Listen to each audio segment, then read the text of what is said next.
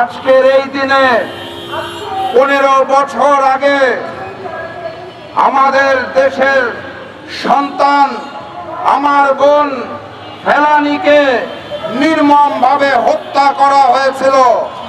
15 বছর ধরে কাঁটাতারের বেড়ায় প্রহসনের বিচার চলছে। ফেলানীর ওই নিথর দেহের মতোই হিন্দুস্তানের কোর্ট বারবার কথা দিয়েও সেই বিচারকে এখন পর্যন্ত করতে পারে নাই। শুধুমাত্র ফেলানী নয়, ফ্যাসিস্ট শেখ হাসিনার পতনের পরে গত বছর 2025 সালে বাংলাদেশের বিভিন্ন সীমান্তে সর্বমোট 34 জনকে ওই ভারতীয় সীমান্ত রক্ষী বাহিনী নির্মমভাবে হত্যা করেছে। এক বছরে একজন দুইজন নয়, 34 জনকে হত্যা করা হয়েছে আমাদের এই দেশের সীমান্তে।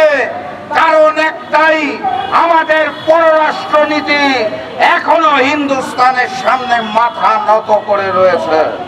সংগ্রামী সাথী এবং বন্ধুগণ, সীমান্ত রক্ষী বাহিনী হিন্দুস্তানের যারা রয়েছেন তারা শান্তির ভাষা বুঝেন না, তারা সাদা পতাকার ভাষা বুঝে না, তারা আলোচনার ভাষা বুঝে না।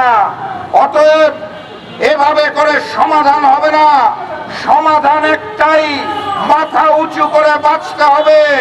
ওপার থেকে যদি একটা গুলি আসে তাহলে এপার থেকে পাল্টা দুটো গুলি ছুটতে হবে।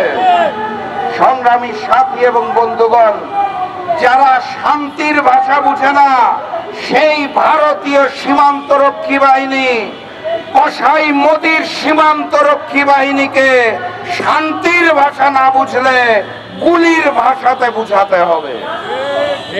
আজকের এই দিনে দাঁড়িয়ে আমরা স্পষ্ট ভাষায় বলে দিতে চাই, বাংলার মসনদে, বাংলার গদিতে এই মুহূর্তে ভারতের তিলকওয়ালী মুখ্যমন্ত্রী ফ্যাসিস্ট শেখ হাসিনা নাই। মেরুদণ্ড বিক্রি করাচ্ছে, মাথাকে বিক্রি করাচ্ছে, শহীদি মৃত্যু উত্তম। অতএব আমরা জানিয়ে দিতে চাই, প্রয়োজনে আবারও শহীদ হতে হবে, কিন্তু ভারতীয় আধিপত্যবাদ এবং ভারতীয় আগ্রাসনের সামনে মাথা নত করা যাবে না। আপনারা সবই জানেন এবং বুঝেন, ভারতের একটা ক্রিকেট খেলায় আমাদের দেশের প্লেয়ার মোস্তাফিজকে নেওয়া হয় নাই। কারণ তারা দাবি করেছে বাংলাদেশে নাকি হিন্দুদের উপর অত্যাচার করা হচ্ছে। বাংলাদেশের হিন্দু, মুসলিম, বৌদ্ধ, খ্রিস্টান সকলে মিলেমিশে বসবাস করে।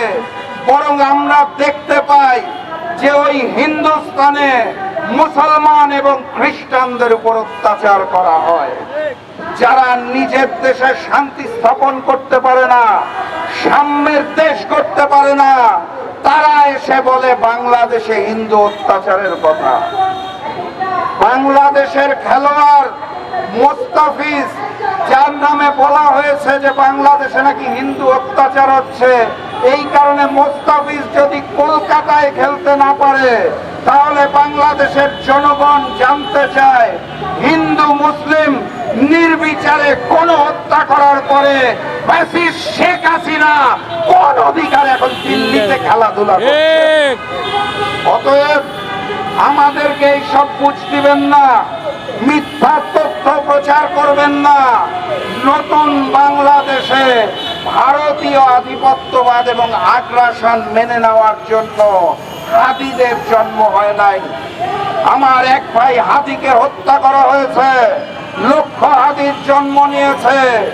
বারবার আবু সাইদ হাদির মতো আমরা রক্ত দিতে প্রস্তুত আছি, কিন্তু নতুন বাংলাদেশের গদিতে আমরা ওই ফ্যাসিস্ট শেখ হাসিনার মতো নতুন স্বৈরাচার এবং জালিমকে বসাতে দিতে রাজি নই।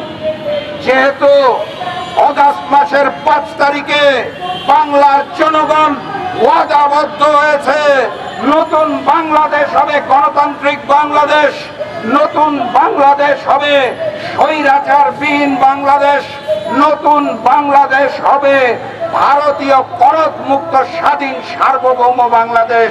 অতএব সেই বাংলাদেশ গড়ার জন্য আগামী নির্বাচনে আমাদের গণভোটে হাকে জয়যুক্ত করতে হবে।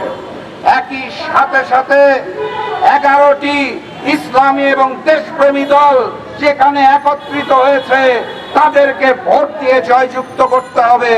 কারণ আমরা বাংলার মসনদ, বাংলার গদি আর নতুন জালেমের হাতে দেব না, আর নতুন দিল্লির গোলামের হাতে দিব না। নতুন বাংলাদেশ হবে জনগণের বাংলাদেশ, দেশপ্রেমিক বাংলাদেশ, ইসলামী বাংলাদেশ ইনশাআল্লাহ। সেই আশাবাদ ব্যক্ত করে এবং ফেলানি হত্যার বিচার দাবি করে বাংলাদেশের পররাষ্ট্র মন্ত্রণালয়কে শীত দ্বারা খাড়া করে দাঁড়ানোর আহ্বান জানিয়ে আমি আজকের মতো বিদায় নিচ্ছি। বিজয়ের পথে যাত্রা শুরু, জীবন অথবা মৃত্যু। আসসালামু আলাইকুম।